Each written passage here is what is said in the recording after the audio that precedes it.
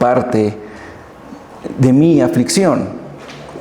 Y yo sé que es la aflicción de muchos de los que están aquí, y por eso he titulado La gracia que restaura al cansado. Eso como primera parte. Si bien es cierto, nosotros pertenecemos a una línea bautista reformada, vi un video de alguien que hablaba que nosotros somos creyentes sin gracia. Y en parte tiene razón, mis hermanos, porque nosotros muchas veces, no vivimos la gracia que Dios derramó sobre nosotros. Pensando en esto, mis hermanos, pensando en esto y en muchas otras cosas más, el Espíritu Santo me guió por aquí. Así que el título de este sermón es Gracia que restaura al cansado. Con estas puntualizaciones que he dado al principio, vamos a comenzar.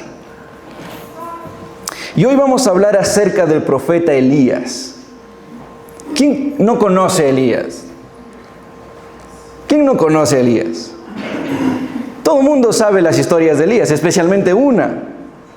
Bueno, 2 o 3 historias son muy conocidas de Elías. Elías, cuando estuvo en el Carmelo, no en el Carmelo del Carchi, hizo que descienda fuego del cielo. O también cuando estuvo con ¿quién? Y que resucitó ¿a quién? A la viuda de Sarepta. ¿No es cierto? Que proveyó y su hijo estaba enfermo. Mis hermanos, hay historias increíbles de Elías. Elías es uno de los hombres que fue llevado vivo al cielo. Llevado vivo al cielo. Él no conoció la muerte. Posterior a eso,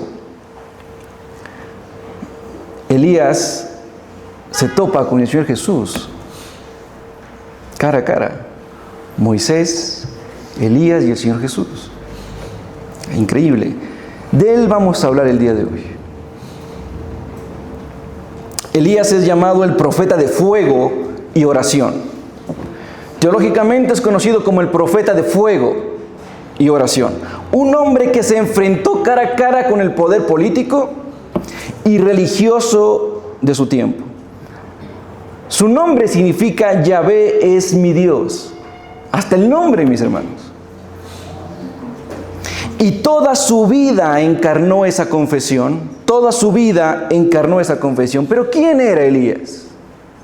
¿Quién era Elías? No sabemos mucho de Elías. Seamos sinceros.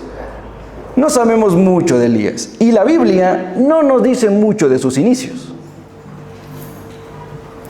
Elías aparece repentinamente en los escritos bíblicos. No hay nada de su niñez. No hay nada de su juventud. No hay nada. Simplemente aparece de repente. De repente. Lo que sabemos es que provenía de Tisbé, por eso se le llama Elías de Tisbé o Elías el Tisbita. Esta es en una región de Galad, una región montañosa al oriente del Jordán. Sabemos también que Elías no pertenecía a una familia noble y tampoco tenía un linaje sacerdotal. Y como mencioné antes, aparece repentinamente en el trayecto bíblico. ¿Y sabes cómo aparece? Enojado, molesto, enviando juicio sobre Israel por la idolatría. En ese tiempo en el que vivía Elías, gobernaba el rey Acab y su esposa. ¿Cómo se llamaba su esposa? Jezabel, la famosa Jezabel. En ese tiempo gobernaba Acab y su esposa Jezabel. Acab y Jezabel, quiero decirles, mis hermanos, fueron una de las parejas más oscuras y simbólicas del Antiguo Testamento. Este matrimonio representó la unión entre el poder político y la corrupción espiritual. Cuando estas dos personas se unieron en matrimonio, Israel vivió una de sus peores etapas de profunda idolatría, de injusticia y de una decadencia moral increíble. Increíble. ¿Quieren saber más? Lean la Biblia. No, mis hermanos, sí les voy a contar. Sí les voy a contar. Acab era un rey débil y tenía un corazón dividido. Acab era hijo de Omri, un rey poderoso y muy inteligente, muy astuto. Y Omri fortaleció el reino de Israel con muchos militares, pero terminó ofendiendo a Dios, siendo infiel a Dios y abandonando y rechazando a Dios. Cuando leemos en la Biblia alguna frase de algún gran personaje, es realmente increíble ver cómo Dios describe, por ejemplo, a David, aquel que tenía el corazón conforme a su corazón. David era un hombre conforme al corazón de Dios. Y así muchos casos más, pero cuando habla de Acab, mis hermanos, yo no quiero que Dios diga eso de mí, ni tampoco de ti. En Primera de Reyes, capítulo 16, versículo 30, dice lo siguiente, mis hermanos, y les voy a leer. Dice, Acab hizo lo malo ante los ojos de Jehová, más que todos los que reinaron antes de él. ¿Qué te parece? Esa descripción amorosa que le da el Señor. Acab hizo lo malo ante los ojos de Jehová. Pero no solamente lo malo, sino que más que todos los que estuvieron antes que él. Este se llevó la corona, se llevó el premio. ¿Y cuál fue el pecado principal de Acab? Comprometió la fe de Israel. Y podríamos decir, bueno, a ver, no es un pecado tan grave. No, mis hermanos. Es un pecado sumamente grave. ¿Cuántas veces tú juegas con el Evangelio? ¿Cuántas veces tú dices, yo soy cristiano, yo soy creyente, y te comportas como uno más del mundo? ¿Cuántas veces decimos que creemos en su palabra y vivimos totalmente diferente a su palabra? ¿Cuántas veces? ¿Cuántas veces tenemos solamente la palabra Jesús en la punta de nuestra lengua, en toda conversación? Es que Dios, es que Diosito, es que esto, es que el otro. Pero cuando yo hago lo que hago y las porquerías que hago, ahí no está Dios, ni en mis actitudes, ni en mi voz. Bueno, el pecado principal fue que Acab comprometió la fe de Israel. Y le dijo que Acab era un hombre malo, más que todos. Así que te das cuenta que esa descripción de Acab no está tan lejos a lo que Dios podría decir de nosotros, mis hermanos, y que Dios nos libre. Ahora, Acab no elimina el culto a Yahvé, no elimina el culto a Jehová, pero lo mezcló con el culto a Baal, cosa que fue peor. Mezcló con el culto a Baal. Acab buscaba agradar a Raimundo y a todo el mundo, lo que lo convirtió en un líder que no tenía convicciones. Acab no tuvo convicciones. Ahora, por otro lado, está su esposa. ¿Cómo se llama? Se llamaba Jezabel. Se llamaba Jezabel. Esta Jezabel era hija de Ed-Baal, un sacerdote del dios Baal. Era rey de los sidonios, así que era extranjera a Israel, no era israelita, era extranjera. Y miren, su nombre significa no exaltada o sin cohabitación, pero irónicamente, toda su vida fue dedicada para exaltar a Baal sobre Jehová. ¿Estamos entendiendo? ¿Estamos entendiendo la historia? ¿Sí? Bueno. Cuando Acab se casó con Jezabel, introdujo el culto oficial a Baal y a la reina Acera. Ustedes han escuchado que Jezabel tiene relación con la sexualidad.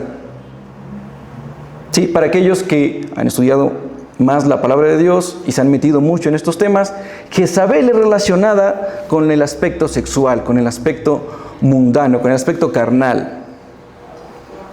Bueno, justamente porque la reina Acera era esta diosa de la fertilidad. Mis hermanos, solamente por contarles, dentro de los cultos que se hacían a la diosa Acera, una de los tributos era hacer orgías dentro del templo. Entonces, Jezabel promovía eso. Y como Acab era un hombre sin pantalones, que no podía controlar a su mujer, pues pasó lo que pasó. Así que no solamente fue una esposa extranjera, si usted lo mira bien, si usted lo mira con atención, Jezabel fue una misionera pagana. Ella vino del extranjero, vino a Israel y vino a contaminar Israel. Fue una misionera pagana que vino de los cananeos. En Israel se construyó altares y templos, tú lo puedes ver en tu casa, en Primera de Reyes, capítulo 16, versículo 32 en adelante.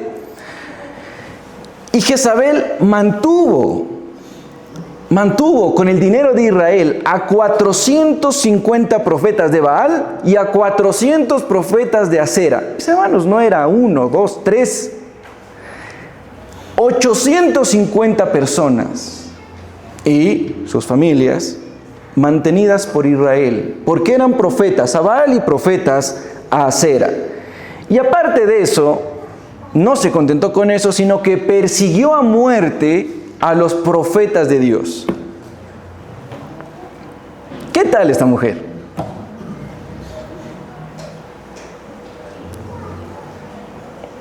¿Qué tal esta? Los que se quejan de las esposas, denles un abrazo y díganles, no sé.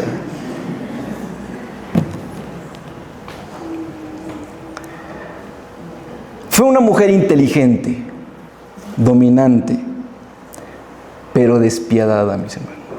Jezabel fue una mujer despiadada. Esta mujer usó el poder real para imponer una fe falsa. Jezabel representa la influencia espiritual que seduce, manipula y corrompe. Más adelante, incluso, mis hermanos, en Apocalipsis capítulo 2, versículo 20, Jezabel se convierte en un símbolo del espíritu idólatra. Así que ese matrimonio fue el dúo perfecto para hacer malicia. Mis hermanos, Acab no fue un monstruo. Fue un hombre influenciable. No tenía el carácter para resistir a Jezabel. En cambio, Jezabel, por el contrario, fue la fuerza detrás del trono de Acab. El cerebro. Acab era Pinky.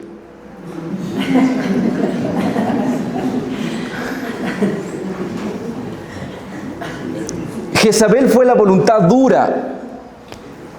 Y juntos, mis hermanos, fueron la tormenta perfecta. Mira, Acab tenía autoridad, pero no tenía convicción. En cambio, ella tenía pasión, pero no tenía temor a Dios.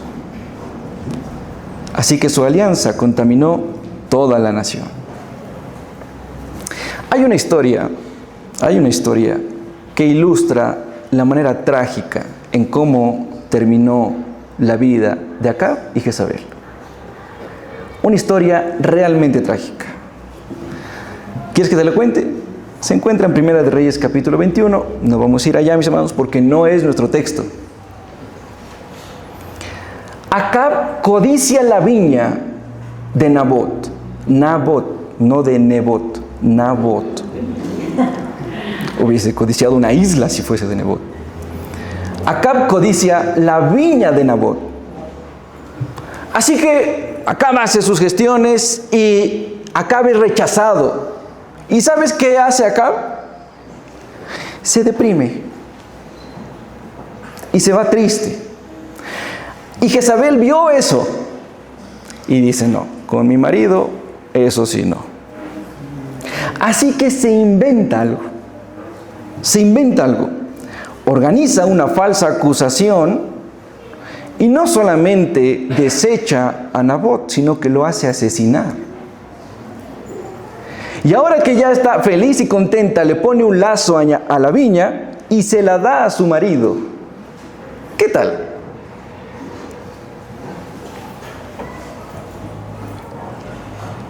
¿Qué tal? Así era Jezabel. Mató a Nabot y le dio la viña a su esposo.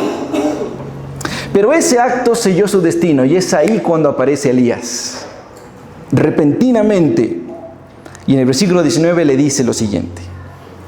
Le hablarás diciendo, dice el Señor, así dice el Señor, has asesinado y además has tomado posesión de la viña. También le hablarás diciendo, así dice el Señor, en el lugar donde los perros lamieron la sangre de Nabot, los perros lamerán tu sangre, tu misma sangre. Eso le dijo Elías a Acab y a Jezabel. ¿Y qué creen que sucedió? Bueno, Acab murió en batalla y los perros lamieron la sangre. Pero Jezabel fue lanzada viva desde una ventana y cuando cayó los perros se comieron todo su cuerpo. En ese contexto aparece Elías, el hombre del que hoy vamos a hablar. Y aparece no para cumplir una misión política, sino como un ministerio profético. Restaurar la verdad en medio de tanta idolatría. Una de las grandes escenas bíblicas es la que sucedió en el monte Carmelo.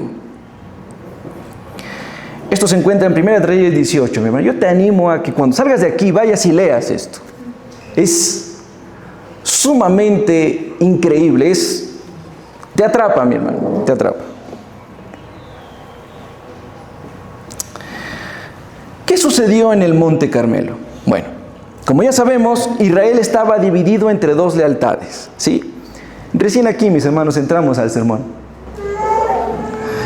Como ya sabemos, Israel estaba dividido entre dos lealtades. ¿Quién? Jehová y Baal, ¿no es cierto? Jehová y Baal. Y Elías, guiado por Dios, dice, a ver, hagamos una prueba y pongamos a prueba al Dios Baal para desenmascarar la idolatría, ¿no es cierto? Así que Elías prepara un desafío. Y Elías reúne al pueblo. Hermanos, llama al pueblo. Y aparte de eso, de llamar al pueblo, llama a 450 profetas de Baal y a todos los cita en el monte Carmelo. Mis hermanos, era una multitud. Y dijo, ¿hasta cuándo claudicaréis entre dos pensamientos? Si Jehová es Dios, seguidle. Y si Baal es Dios, pues entonces id en pos de él. Es lo que les dice Elías. Pero mis hermanos, aquí quiero hacer un paréntesis. Esta pregunta parece resonar el día de hoy también. ¿Hasta cuándo? ¿Qué esperas que suceda en tu vida para seguirle a Jehová, el único Dios verdadero? ¿Qué esperas? ¿Hasta cuándo claudicaréis entre dos pensamientos?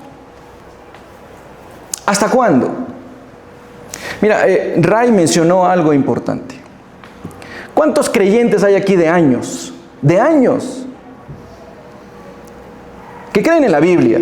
No voy a hablar de una religión, ni de una doctrina, ni de una rama teológica, no. ¿Cuántos creen en la Biblia? Hermanos, creemos hasta por tradición. Creemos porque mi papá y el papá de mi papá y la mamá de mi mamita y mi mamita de mi mamita creían en esto, yo tengo que creer en esto. Y es que Diosito vive y Él me ayuda. Pero ¿cuánto vives de la Biblia? ¿Cuánto crees en la Biblia? ¿Cuánto has leído de la Biblia? Parece que esta pregunta es para hoy. ¿Hasta cuándo? ¿Hasta cuándo claudicaréis entre dos pensamientos? Si Jehová es Dios, seguidle. No hay un punto intermedio entre el pie, con este pie derecho yo quiero hacer lo que a mí me plazca y con el pie izquierdo yo quiero estar delante de Dios para que no me castigue. No, mis hermanos, eso simplemente no existe. Eso se llama tibio y los tibios se convierten en vómito, según la palabra del Señor. Así que no jueguen, mis hermanos, con el santo nombre de Dios. Continuando con la historia, cada grupo debía preparar un sacrificio. Y digo cada grupo, si es que se le puede llamar grupo, mis hermanos, porque era los 450 de Baal en esta esquina. Y en la otra esquina, Elías. Así de pareja estaba la pelea. Bueno, y vemos que al final estaba dispareja, muy dispareja. Así que dice que los profetas preparan el altar. Prepararon el sacrificio, armaron con piedras como se armaba ese tiempo. Se les entrega un buey, lo preparan, lo ponen encima y dice, bien, ya está preparado el altar de Baal. Así que, ¿qué vamos a hacer? Dice Elías. Bueno, ustedes harán sus rezos, sus oraciones, lo que ustedes quieran. Y Baal mandará fuego del cielo y consumirá su ofrenda. Si es así, todos iremos en pos de Baal, porque ese será el Dios real. Y si no, yo también prepararé mi altar, le pediré al Señor y Él mandará fuego del cielo y será mi Dios. Pero si es mi Dios, yo los mato a todos ustedes. Todos dijeron, bueno, ¿qué hay que perder? Perfecto. Así que los profetas de Baal preparan el altar, prepararon el sacrificio y se ponen a gritar desde la mañana. Y no dejaron de gritar hasta el mediodía. Y no sucedía nada. Después danzaron alrededor del altar con estas danzas de la diosa Acera, estos movimientos sensuales. Y no había respuesta de Baal, el dios de la tormenta. Imagínate, el dios de la tormenta. Como no había respuesta, sacaron cuchillos, navajas, estiletes. No había en ese tiempo estiletes, ni destornilladores, ni machetes. Sacaron cuchillos y se empezaron a cortar, como para manipular a Baal. Y se cortaron y la sangre corría por sus cuerpos. Trataron de manipular a ese Dios que no existía para que sienta compasión. ¿Y qué crees que sucedió? Nada. El texto dice, no hubo voz, ni quien respondiese, ni quien escuchase. Y Elías habla con ironía y les dice, ¡hey!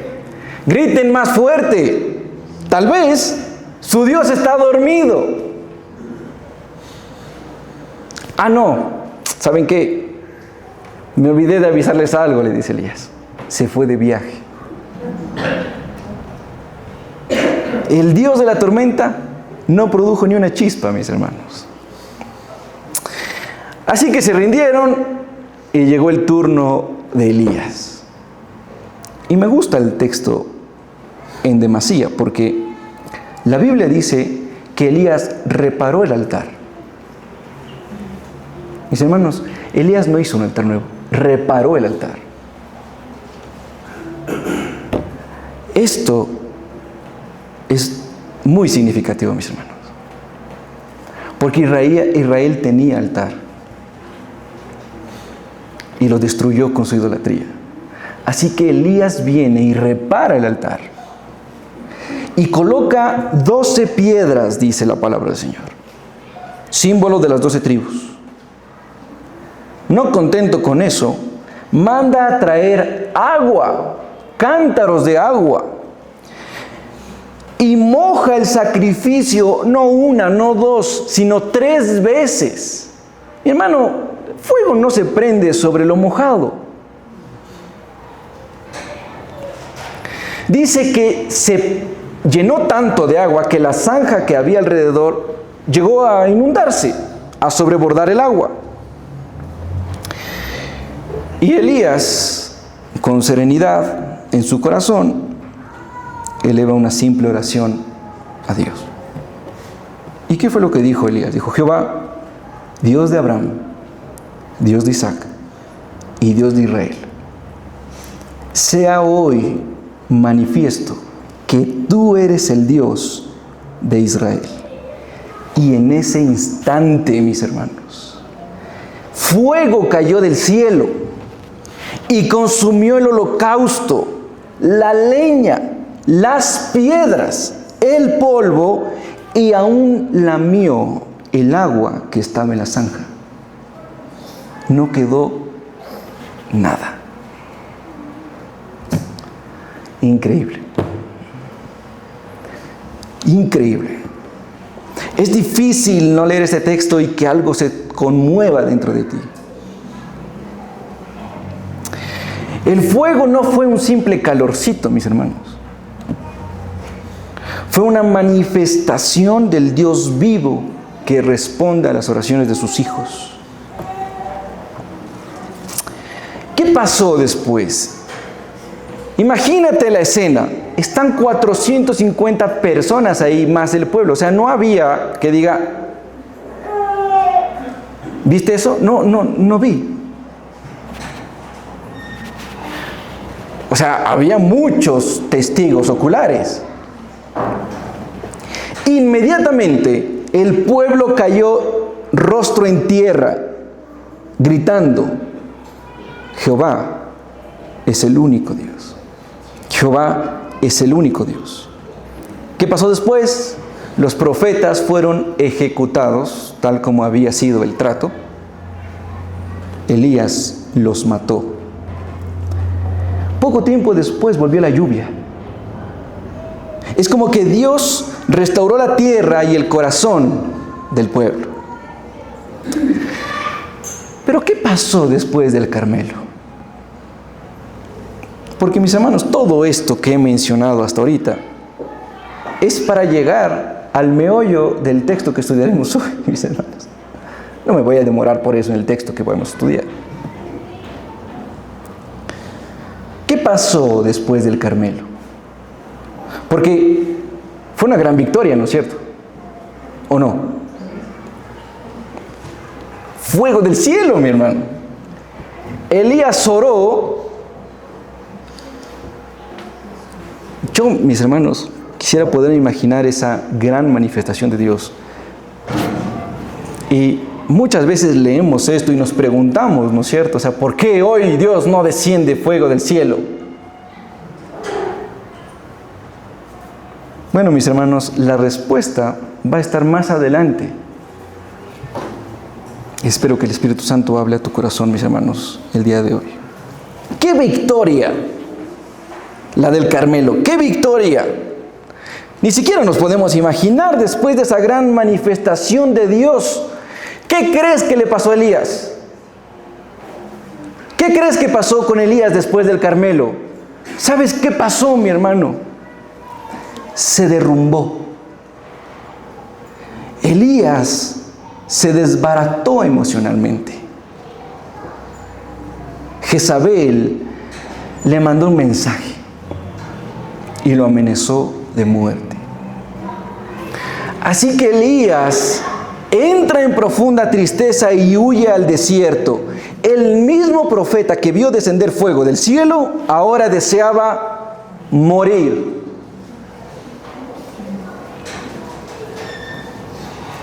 Uno de los hombres más usados por Dios demostró que no era de hierro.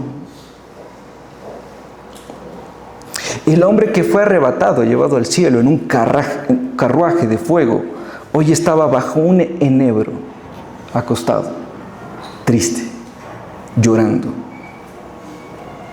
derrumbado y devastado. El profeta de Dios necesitaba ser reanimado. Y justamente ese es nuestro texto, mis hermanos. Primera de Reyes, capítulo 19, versículo 1. Está en la pantalla. También si quieren vayan a sus Biblias. Yo tengo la versión de las Américas, por eso también está en la pantalla. Mis hermanos, tiempo fuera. Tengo un calor, mis hermanos. Me quiero sacar el abrigo, por favor.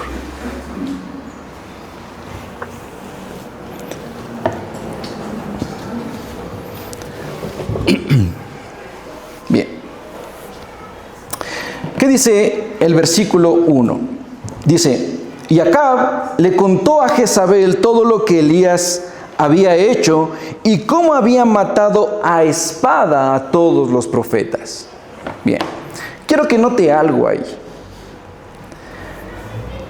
Nótese que en el relato Acab resalta lo que Elías hizo.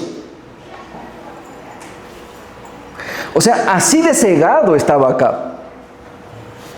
Él no reconoció. El Dios de Elías mandó fuego del cielo y por ende Elías mató. No.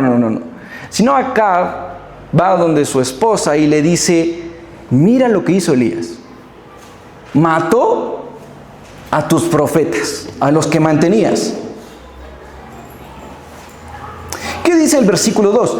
Les voy a leer en la Nueva Traducción Viviente. Está en la versión de las Américas, pero quiero leerles en la Nueva Traducción Viviente. Dice: entonces Jezabel le mandó este mensaje a Elías. ¿Qué le dijo?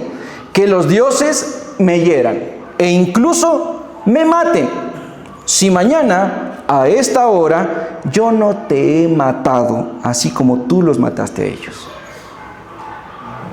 ¿Quién quiere recibir un mensaje así?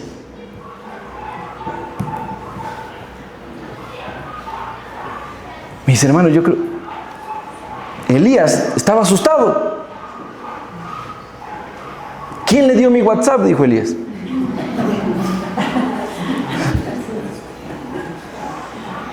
Mis hermanos, este era un juramento pagano. O sea, a Elías se le dio un ultimátum. Hasta mañana, Elías. Yo prometo, yo juro, Elías, que te voy a asesinar y te voy a hacer sufrir. Lo juro. Esa frase perforó el ánimo del hombre más valiente que había en ese tiempo. Versículo 3 y versículo 4 dice: él tuvo miedo y se levantó y se fue para salvar su vida, y vino a Berseba de Judá y dejó allí a su criado. Él, Elías, anduvo por el desierto un día de camino y vino y se sentó bajo un enebro. Pidió morirse y dijo: basta ya, Señor, toma mi vida, porque yo no soy mejor que mis padres. Elías tuvo miedo y esa percepción humana preparó su huida. Elías va camino al sur, va camino a Berseba. Él está huyendo a Judea. En el camino deja a su criado porque él quiere estar solo. También quiere protegerlo, pero Elías quiere aislarse. Él no quiere hablar con nadie. Él quiere estar solo. Mi hermano, el cansancio también tiende a separarnos de la ayuda verdadera. Elías camina y encuentra un enebro, un árbol pequeño, un árbol un poco más grande que un arbusto. Se sienta bajo sus ramas y pide morirse. Ya basta. Señor, quítame la vida. Yo no soy mejor que mis padres. Uno de los más grandes profetas que ha tenido la historia no renegó de Dios, no se pegó contra él, pero pide que le quite la vida Elías está hundido en depresión. Elías está deprimido. Versículo 5 al versículo 6. Y acostándose bajo el enebro, se durmió. Y he aquí, un ángel lo tocó y le dijo: levántate, come. Entonces miró, y he aquí que a su cabecera había una torta cocida sobre piedras calientes y una vasija de agua. Comió y bebió y volvió a dormirse. Antes Elías pidió morir y Elías no estaba actuando. Elías estaba cansado. Había perdido el deseo de vivir. Mi hermano, que tú llegues al punto de perder el deseo de vivir no es falta de fe. Muchas veces es agotamiento. Elías no negó a Dios, pero ya no puede más. Elías ya no puede más. Mis hermanos, ¿en qué momento perdimos la gracia? Como iglesia, como esta iglesia, de la cual yo soy responsable. ¿En qué momento perdimos la gracia? ¿Cómo reaccionas cuando ves a tu hermano que está al lado caído? Al verlo derrotado, sin fuerzas. Nuestra actitud hacia ellos muchas veces es de sermonearlos, de decirles que tienes falta de fe, de caerles sin gracia. Pero yo quiero enseñarte qué hace el Señor en esos casos. El Señor no responde con un sermón. No, el Señor lo deja descansar. Y aparte de eso, lo alimenta. La palabra tocó es en hebreo nagá, que no significa tocar o palpar. Significa contacto tierno. Es que el ángel no va y le grita: ten fe. No, o sea, el ángel va y con amor le ofrece pan y agua.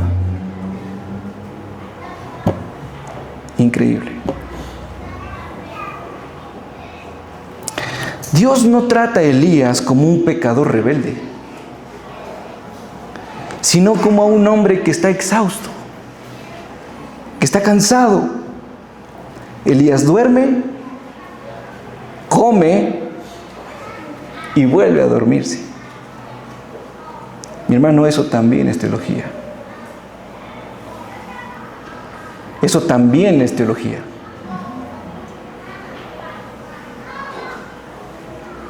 Y el texto dice que en su cabecera había una torta cocida y agua fresca.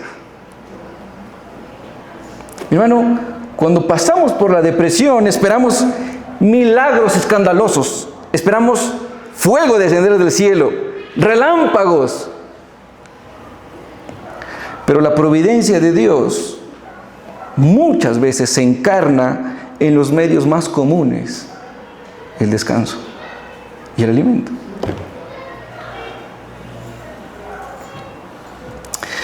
La fe no siempre consiste en hacer grandes cosas, sino en recibir humildemente lo que Dios te está dando para sostenerte. Después de eso, el Señor vuelve a repetir el gesto con Elías. Otra vez. Mira, la paciencia divina. Dios persiste en el cuidado de su Hijo.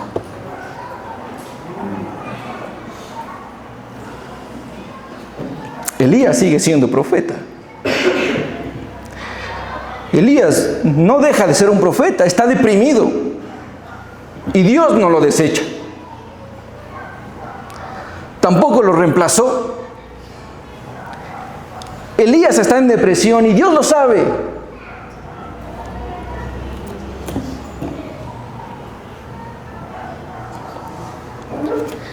¿Y sabes dónde está Dios? Junto a Elías y en silencio.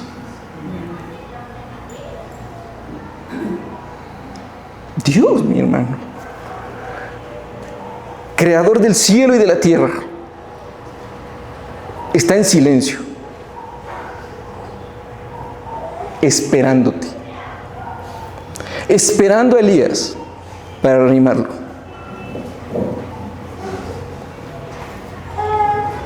Dios sabe que viene un largo camino y lo espera. Así es Dios, mi hermano. Todos quieren ver fuego caer del cielo, pero no se dan cuenta que el silencio de Dios a nuestro lado muchas veces es mejor que una avalancha de fuego. Dios sigue ahí. Elías se levantó, comió y bebió otra vez. Fortalecido con la comida, camina 40 días y 40 noches hasta Horeb, el monte de Dios. Elías no recibió poder instantáneo. No fue una chispa que cayó y se tomó un Red Bull y le dio alas. Y ya, y pasó. No. Dios no bajó y le dijo, pon de parte. No, porque Dios sabe.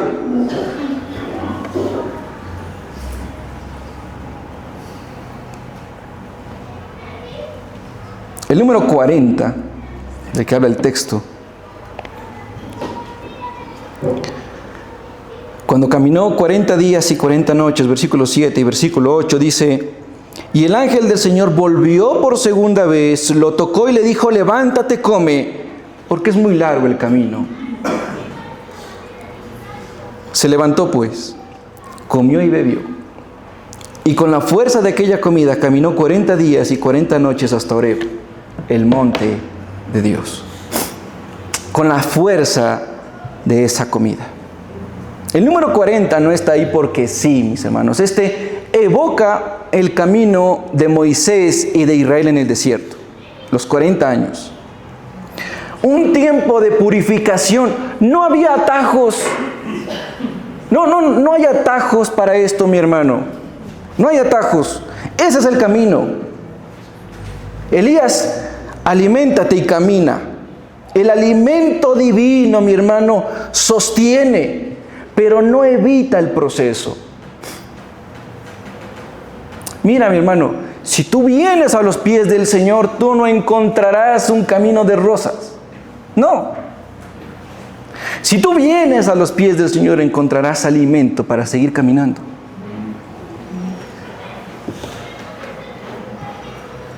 No se te quita el proceso. No. Dios está trabajando. El hecho de que no entiendas qué está haciendo no significa que Dios ya se fue.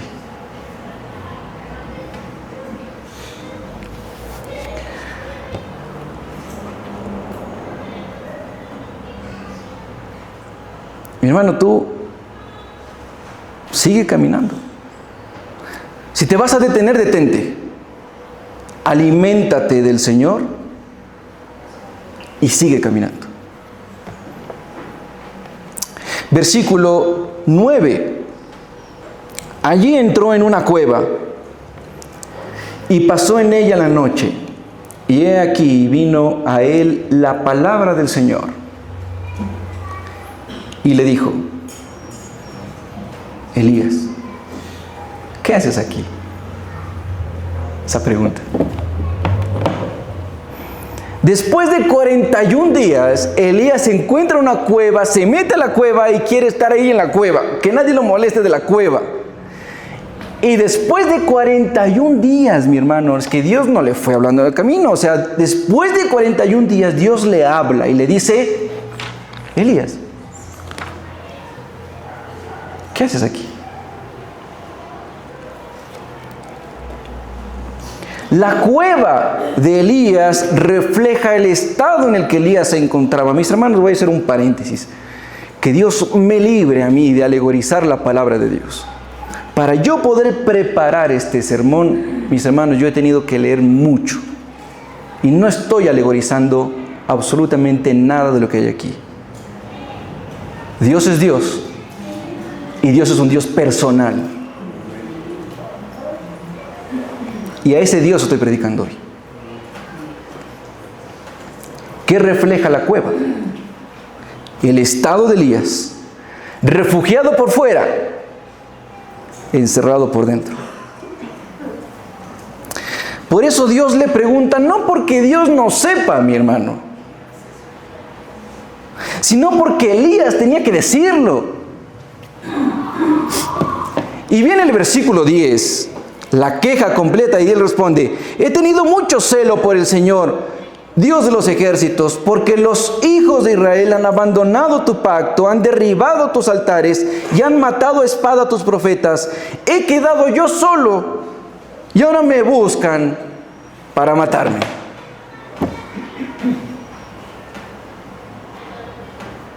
Hay tres cosas en la queja de Elías.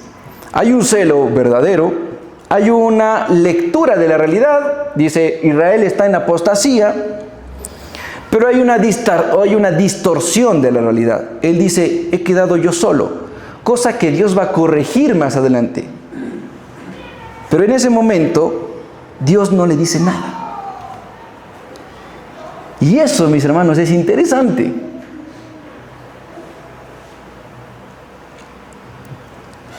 Dice, he quedado yo solo. ¿Sabes por qué, mi hermano? Porque el cansancio profundiza la soledad.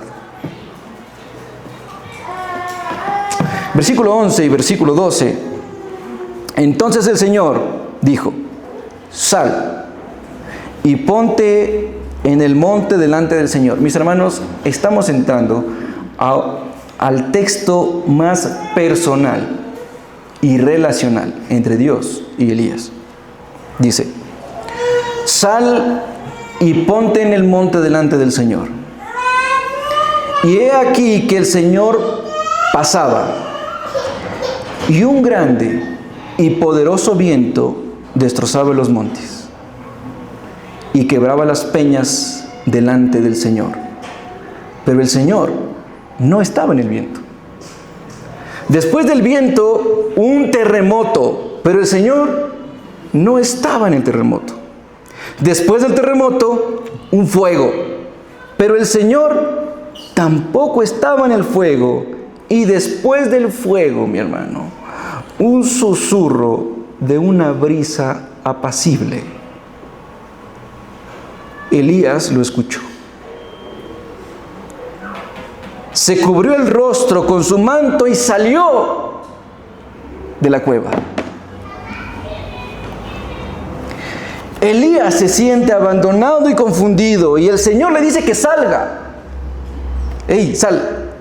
Y enumera tres fenómenos naturales impresionantes. Viento, que derrumba todo. Un terremoto. Y fuego. Cada uno de ellos había sido... A ver, la Biblia no menciona las cosas porque sí.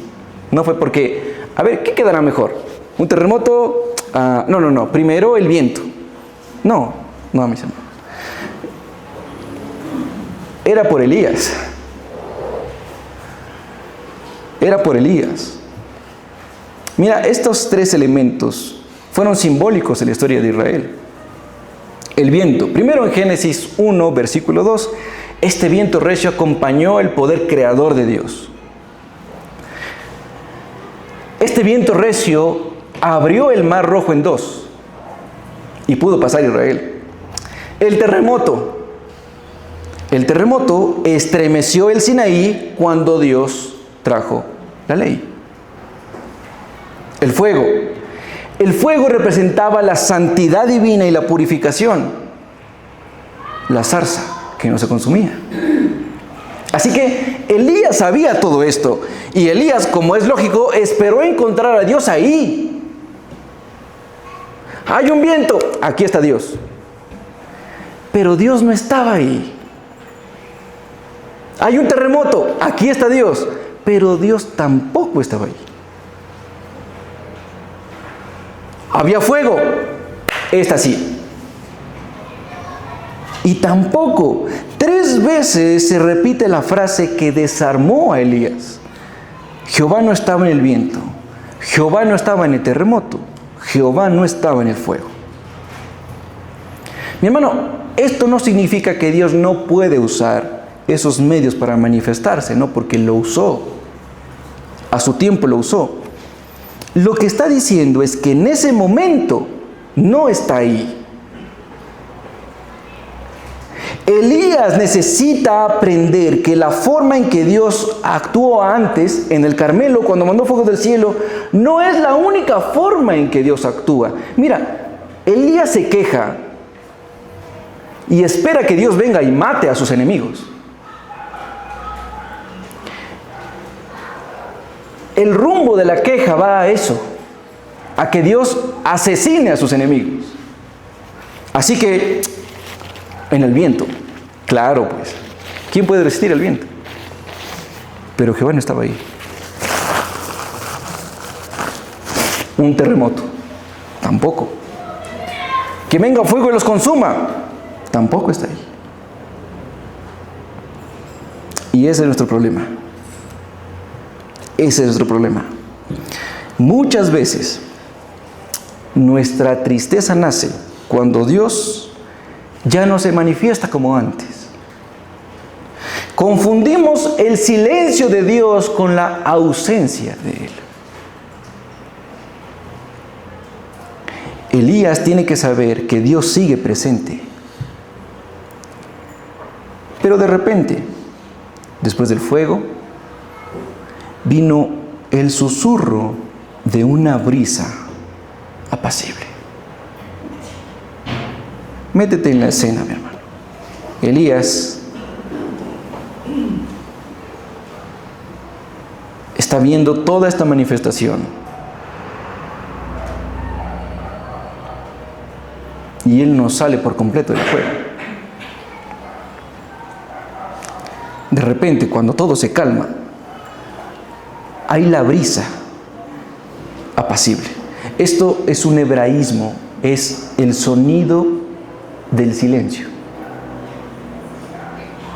Esa es la traducción de esta frase, el susurro de una brisa apacible. ¿Tú cómo escuchas el silencio? A menos que sea Dios. ¿Y sabes qué? Elías lo oyó. ¿Cómo se inflaría el corazón de Elías? Aquí está Dios.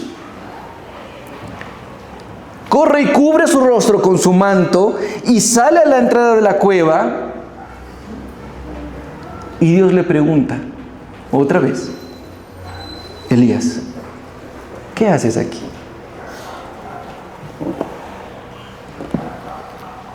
Increíble, mis hermanos. Elías entendió que Dios es un Dios personal. Nuestro Dios es un Dios que está cercano, mis hermanos. Su gracia puede ser silenciosa, pero nunca ausente. Ahora quiero que notes algo. Elías ha empezado a cambiar. Cuando el Señor preguntó en el versículo 9, Elías, ¿qué haces aquí? Elías estaba en la cueva. Pero cuando Elías escucha a ese Dios personal, ese susurro apacible, que también está en silencio, Elías sale de la cueva y el Señor vuelve a preguntar, pero en un contexto totalmente diferente. Elías teme a Dios y ya no se esconde. Sale a su encuentro, pero sale de manera reverente, cubierto el rostro. Sabe que está delante del Dios 3 veces santo. Y ahí Elías contesta exactamente igual que en el versículo 10. Han dejado tu pacto, han derribado tus altares, han matado a tus profetas y solo he quedado yo ahora. ¿Esta descripción es mentira? No, mis hermanos, esta descripción no es mentira, pero está incompleta. Elías ve la realidad desde el cansancio. En la mente de Elías todo terminó. Hasta aquí llegaron. El pueblo es un apóstata, la causa está perdida y la vida de Elías está amenazada. Elías siente que la historia se acabó. Pero Dios, en cambio, estaba a punto de decirle que recién comenzaba. Así que Dios empieza. Y le dice en el versículo 15, ve, regresa por tu camino al desierto de Damasco, y cuando hayas llegado, ungirás a Hazael por rey sobre Aram. Dios no comienza con una explicación. Le dice, a ver, estás equivocado. A ver, ya te tuve paciencia, 42 días más o menos. O sea, ya Elías, ya. No. Lo escucha y Dios le da una orden. Suave pero firme. Ya. Es hora, Elías. Vuelve. Literalmente, levántate y regresa por donde viniste. El profeta que se alejó de su misión debe volver al camino. Dios le restaura el llamado. Elías dijo, ya basta, mátame. El Señor le dice, todavía no ha terminado.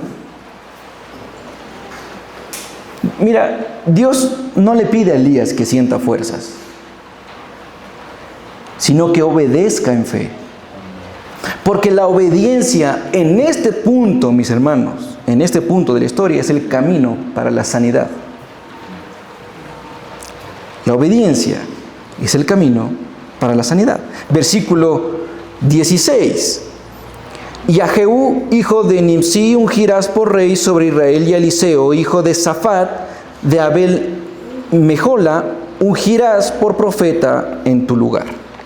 Elías se ha quejado de que se ha quedado solo. Y Dios le responde dándole una comunidad y una sucesión. Dios le dice, no estás solo, Elías. Hazael, rey de Siria, será instrumento de juicio contra la idolatría. Yo lo voy a usar para que castigue a Israel. Primero, Jehú, rey de Israel, limpiará la casa de Acab y Jezabel. Así cumplirá lo que yo te hice profetizar hace un tiempo, que los perros lamerán la sangre de Acab y se comerán a Jezabel. Así que no está solo Elías. Y por último, vas a ir donde Eliseo. Eliseo será el profeta sucesor. Él te acompañará y también continuará con la obra. Dios no le explica todo el plan a Elías. Le da una tarea concreta. Y versículo 17 dice, y sucederá que al que escape de la espada de Hazael, Jehú lo matará. Y al que escape de la espada de Jehú, Eliseo lo matará. Dios le recuerda a Elías que el Señor sigue gobernando la historia. Nada de lo que Elías temía, aparentemente el triunfo del mal sobre el bien, el silencio de Dios, nada de eso era real o era verdad. Era señal de derrota. El juicio, la justicia y la restauración siguen en marcha, aunque Elías no los vea.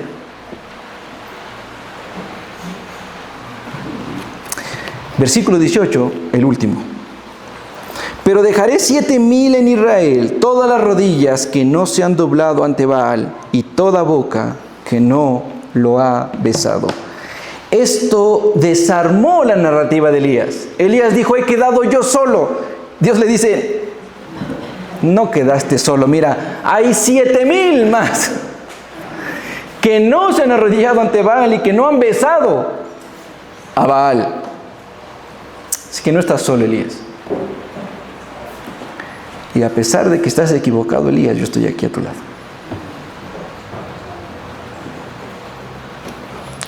Hasta ahí nuestra historia. Hasta ahí el texto. Ahora, quiero que me dejes 5 minutos para concluir en 3 puntos. Primero, Dios no se asusta. Dios no se escandaliza con el cansancio de sus hijos. Dios los alimenta. Y mira, mi hermano, yo he redactado esto. Redacté esto a la madrugada, mis hermanos. Es donde yo puedo estar en silencio. Y lo redacté así, mis hermanos, porque primero es lo que su palabra enseña y lo que su palabra me enseñó en ese momento. Así que no quería que se me pierda nada y yo te lo voy a leer, mis hermanos. Déjame leerte las 3 conclusiones que hice del sermón. Elías pidió morir y Dios no le respondió con castigo, sino con pan. Antes de hablarle, lo dejó dormir y le dio de comer. Eso es pura gracia. El Señor sabe que somos polvo. Dios no se avergüenza de que sus hijos sean débiles, porque en esa debilidad su misericordia y su poder son más grandes.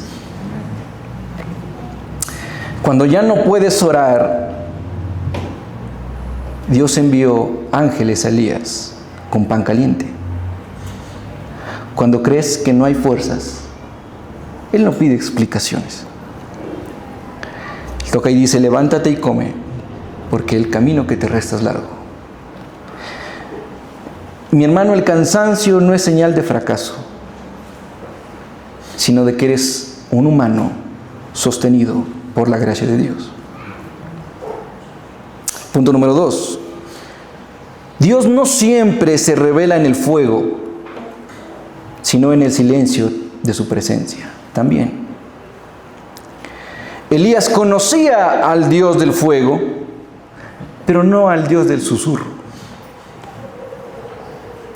En el Carmelo, Elías vio el poder de Dios. En Horeb, conoció el corazón de Dios. El creyente maduro no vive buscando truenos, sino escuchando el susurro apacible que habla cuando todo se calla. Ese silencio no es vacío. Es que Dios está cerca. En la noche del alma, cuando ya no sientes nada, no significa que Dios se ha ido. Significa que te está enseñando a reconocerlo sin necesidad de verlo. Y ese aprendizaje vale más que 1000 montes encendidos. Mi hermano, mi hermana, el fuego impresiona, pero el susurro te transforma. Y punto número 3. Dios no ha terminado contigo. Elías dijo: se acabó, y Dios respondió: vuelve. El camino no terminó en la cueva, sino en un nuevo llamado.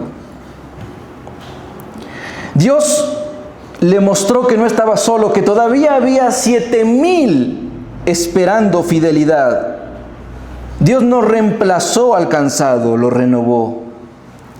No apagó la llama del débil, la sopló con ternura. El profeta que quiso morir se convirtió otra vez en el profeta del Dios vivo. Así como Dios hizo con Elías, también puede hacerlo con nosotros. Tú también puedes salir de la cueva con un corazón restaurado. No porque el mundo ha cambiado, sino porque Dios sigue siendo el mismo y Él no cambia. Elías salió de la cueva llorando no por tristeza, sino porque entendió que incluso en su ruina, Dios lo seguía amando. El Carmelo muestra al Dios que responde con fuego. Horeb muestra al Dios que abraza con silencio. Y entre ambos montes está nuestra historia. Sirviendo, cayendo, huyendo y volviendo a escuchar su voz. Mi hermano, cuando ya no tengas fuerzas para gritar, cuando parezca que tu fe es igual a la de un hilo, recuerda que el Dios de Elías todavía pasa junto a los quebrantados. Y en el suave susurro te dice: no has terminado, aún te amo, aún tengo pan para ti. Gloria a Dios, mis hermanos. Pónganse sobre sus pies.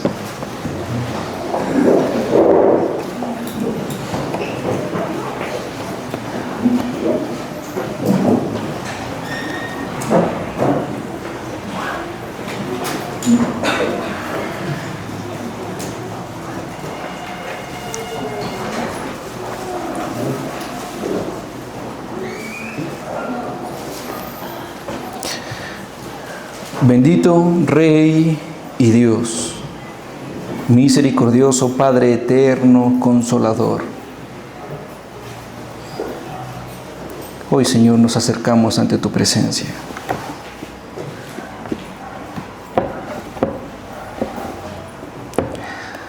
Gracias, Señor, por tu amor y por tu bondad, Señor. Gracias, bendito Rey, por tu misericordia. Señor, gracias porque a través de tu palabra encontramos esperanza, Señor. Tú das alimento al cansado, Señor. Tú restauras las fuerzas al que no tiene ninguna. Tú eres un Dios vivo, Señor. Tú eres un Dios real. Y también eres un Dios personal. Señor, ¿quiénes somos nosotros para que nosotros clamemos a tu nombre y tú inclines tu oído a escucharnos, Señor? Si somos pecadores, ¿quiénes somos, Señor? Pero es tu bondad, Señor. Es tu misericordia. Y es por amor a tu nombre que tú sigues ahí, Señor. Perdona nuestros pecados, Señor. Perdónanos. Restáuranos, Señor. Y ayúdanos a seguir caminando, dándote la gloria y la honra solamente a ti, Señor.